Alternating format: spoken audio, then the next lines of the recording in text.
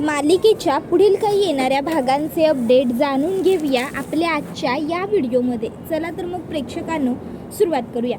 तर आपण आता इथे पाहिलेलं आहे की विक्रांत याने लिलाव ठेवलेला असतो. त्या ठिकाणी आता इकडे इंद्रजित, राणी, आबासाहेब, उर्मिला, त्याचबरोबर अजित आणि मोठ्या काकू सगळेच जण पोहोचलेले असतात. आता ते सगळेजण तिकडे आल्याच्या नंतर लगेचच विक्रांत तिकडे येतो आणि म्हणतो, वा वा वा, सहकुटुंब सहपरिवार इंद्रजित महाडिक माझ्या या लिलावामध्ये सहभागी झाले.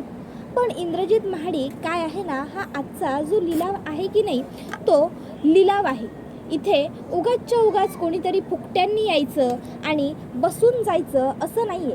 तर इथे आज लिलाव होणार, इथे ह्या कंपनीवरती ह्या बोली लागणार आणि इथे जो खरेदी करणार असेल ना तोच बसू शकतो. भिकारड्यांना इथे एंट्री नाही आहे. त्याबरोबर इंद्रजितला राग येतो आणि आता इंद्रजित त्याला म्हणतो, भिकाऱ्यांनी भिकाऱ्याप्रमाणे अवकातीत राहायचं. भिकाऱ्यांनी लायकी सोडली की वाघाला जंगल सोडून बाहेर यावं लागतं. त्याबरोबर मग आता विक्रांतला इकडे बरोबर इंद्रजितने त्याची जागा दाखवून दिलेली असते शब्दातून. त्याबरोबर आता विक्रांतला खूप जास्त राग येतो आणि विक्रांत म्हणतो, तुझी एवढी हिंमत, मला तू भिकारी म्हणालास. इंद्रजित म्हणतो, तू कशाला तुझ्या जीवाला लाजतोयस? मी तुझं नाव कुठे घेतलंय? मी तुला काही बोललोय का? त्याबरोबर मग आता विक्रांत म्हणतो, तुझी लायकी आहे का माझ्यासमोर उभं राहण्याची? त्यावेळी आता इंद्रजितसुद्धा आणखीन भडकतो. मग इंद्रजितसुद्धा आणखीन भांडायला चाललेला असतो. त्यावेळी आता राणी म्हणते, बास झालं. कुणाची किती लायकी आहे आणि कुणाची कसली लायकी नाही हे सगळं आपल्याला आता थोड्या वेळात दिसेलच की. उगाचच्या उगाच इथं वाद घालत बसण्याला काही अर्थ आहे असं मला तरी वाटत नाही आहे. त्यामुळं आता झालं तेवढं पुरे झालं, बास करा दोघांनी पण. त्याबरोबर मग आता राणी इंद्रजित आणि विक्रांत दोघांनाही गप्प बसवते. राणी म्हणते, इंद्रजित सर चला ना आपण पुढे जाऊन बसूया, तसंही इथे मागं थांबण्यात काय अर्थ आहे? आणि मग आता इंद्रजित, राणी, त्याचबरोबर आबा, मालती, अजित आणि काकू हे सगळेजण पुढे जातात. आता पुढे ते लोक बसलेले असतात. आता बोली लागायची वेळ आलेली असते. बोली लागायला सुरुवात झालेली असते. आता सुरुवात झालेली असते आणि सगळ्यात पहिली बोली लागते 2 करोड. त्याच्यानंतरची बोली लागते 3 करोड. त्याच्यानंतरची बोली लागते 3.5 करोड. आता ही बोली लावलेली असते आबासाहेबांनी ज्या माणसाला घर विकायला काढलेलं असतं त्याची.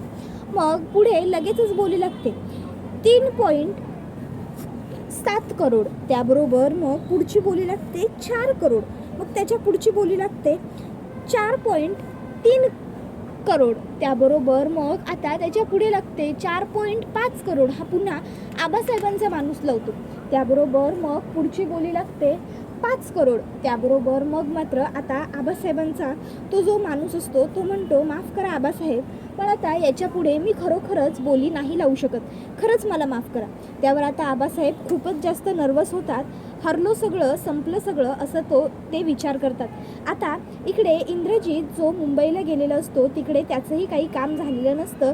म्हणजे त्याला तिथे एक व्यक्ती मदत करायला तयार झालेली असते, तो जो ऑफिसमध्ये गेलेला असतो तिथली. पण आता तो मालक पैसे पाठवणार असतो त्याच्या एका कामगाराबरोबर, पण त्याने अजून पैसे पाठवलेले नसतात. त्यामुळे मग मात्र आता इंद्रजितला काळजी वाटत असते की वेळेवर पैसे आले नाही तर काय होईल, सगळं नुकसान होईल, माझी कंपनी, सगळे कष्ट पाण्यात जातील. त्यावेळी राणी इंद्रजितला आधार देत असते, काळजी करू नका सर, होईल सगळं आपल्या मनाप्रमाणेच होईल. आता इकडे शब्द बोलले जातात. तर मग 5 करोडाच्या वरती कोणाला बोलायचंच नाही आहे का? 5 करोड 1, 5 करोड 2 इतक्यात एक व्यक्ती म्हणते 6 करोड. त्यावर मग 6 करोड 1, 6 करोड 2 असं म्हटलं जात असतं आणि अचानक मागून एक आवाज ऐकू येतो, 15 करोड. आता 15 करोड अशी बोली ऐकल्याबरोबर सगळ्यांनाच प्रश्न पडतो की 15 करोड एवढी बोली लावली तरी कुणी? सगळेच मागे वळून वळून पाहत असतात. तर तिकडे सुंदर पांढऱ्या रंगाचे डॅशिंग कपडे घालून मस्त रुबाबात डौलात चालत येत असलेली एक मुलगी दिसते. आता तिला बघून सगळ्यांचे डोळे उघडेच राहतात. मलाच कळत नाही की ही मुलगी नेमकी आहे तरी कोण. ती पुढे येऊन 15 करोड रुपये कॅश विक्रांतच्या समोर ठेवते आणि विक्रांतला म्हणते, 15 करोड कॅश आहे, हवं तर मोजून घ्या. आणि ही कंपनी माझ्या नावावर करा. नाही, कारण मला माहिती आहे की तुम्ही 1, 2 कितीही मोजलेत ना, अगदी 10पर्यंत जरी अंक मोजले तरी ह्या 15 करोडापेक्षा कोणी तुम्हाला एक छदामसुद्धा जास्त देणार नाही आहे. त्यामुळे गुपचूप सगळी कंपनी माझ्या नावावर करा. त्याबरोबर विक्रांत म्हणतो, हो करतो, सगळी कंपनी तुमच्या नावे करतो, पण तुम्हाला ह्या कंपनीत एवढा इंटरेस्ट आहे तरी का? त्याबरोबर ती म्हणते, प्रत्येक वेळी विचार व्यवसायाचा नाही, वैयक्तिक गोष्टींचाही कधी कधी करायचं असतो. त्यावर आता मग विक्रांत म्हणतो, वैयक्तिक गोष्टी? उर्मिला म्हणते, कळलं नाही आम्हाला. ती म्हणते, कळण्याची गरजही नाही, तुम्ही फक्त कंपनी माझ्या नावावर करा आणि मोकळे व्हा. मग आता तिच्या नावावरती कंपनी विक्रांतने केलेली असते. आजपासून ही कंपनी लिगली तुमची असं म्हटलं जातं. त्याच्यानंतर मग आता लगेच सगळी लोक तिकडनं गेल्याच्या नंतर ती इंद्रजितच्या समोर येऊन उभी राहते. इंद्रजित तिला विचारतो, का आली आहेस परत? त्यावर ती म्हणत असते, आले आहे परत तुला वाचवण्यासाठी किंवा तुला सतावण्यासाठी. इंद्रजित म्हणतो, याचा मी काय अर्थ काढायचा आहे? त्यावर ती म्हणते, कंपनी हवी आहे ना तुला तुझी? ठीक आहे, मी तुला तुझी कंपनी परत द्यायला आली असं समज.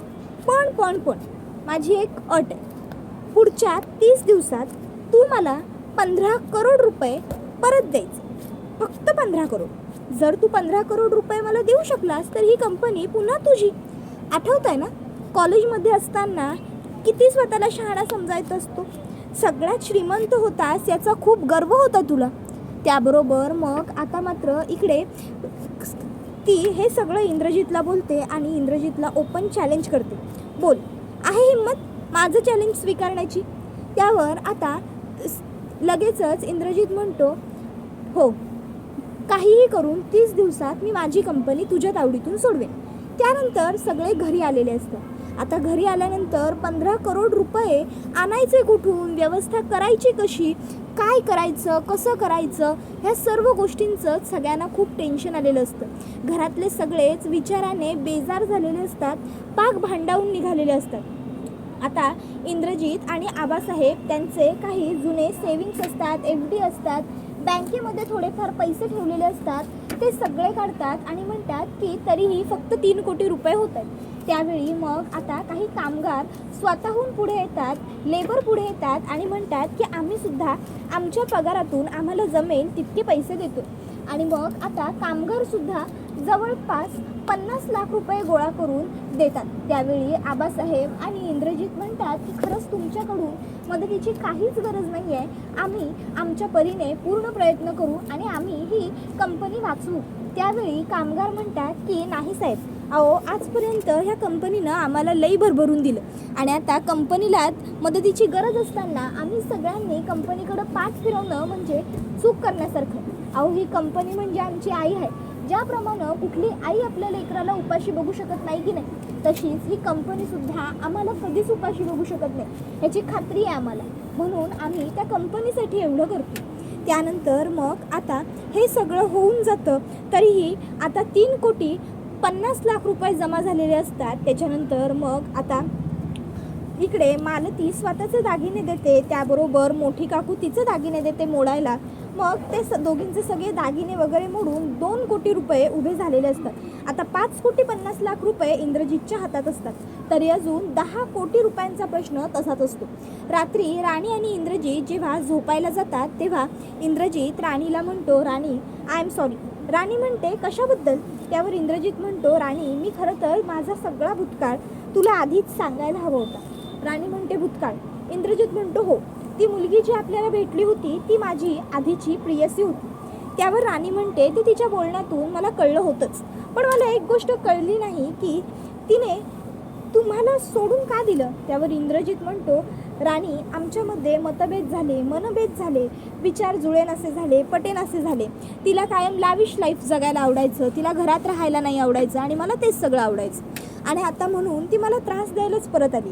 त्यावर राणी म्हणते, अहो ते काही असलं तरी उलट तिने विक्रांतच्या तावडीतून आपली कंपनी वाचवली आहे, सोडवली आहे. आता आपण काहीही करू, जीवाचं रान करू आणि 30 दिवसात आपण आपली कंपनी परत मिळू. जे काही होतं ना सर, ते चांगल्यासाठीच होतं.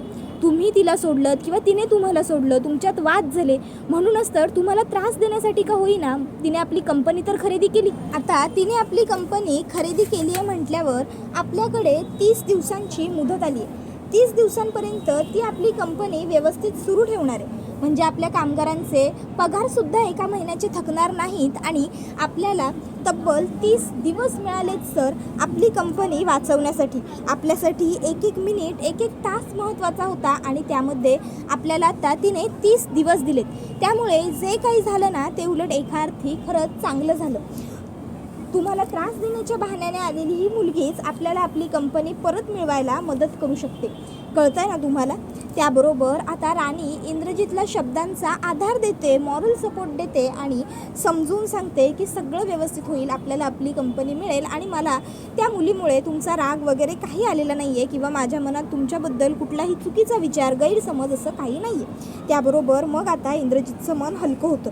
तो म्हणतो, राणी मग मी तुला हे सगळं सांगितलंच असतं, पण मला बोलायला वेळच मिळाला नाही गं तुझ्याशी. आधी मी तुला बायको म्हणून स्वीकारलं नव्हतं आणि नंतर हे एवढं सगळं घडलं. त्यावर राणी म्हणते, असू द्या, आता फक्त आपण आपल्या कंपनीचा विचार करूया, बास. त्याबरोबर हा व्हिडिओ इथेच संपतो. व्हिडिओ आवडला असेल तर व्हिडिओला लाईक करा, चॅनलवर नवीन असाल तर चॅनलला सबस्क्राईब करा आणि बेल आयकॉन आठवणीने प्रेस करा. धन्यवाद.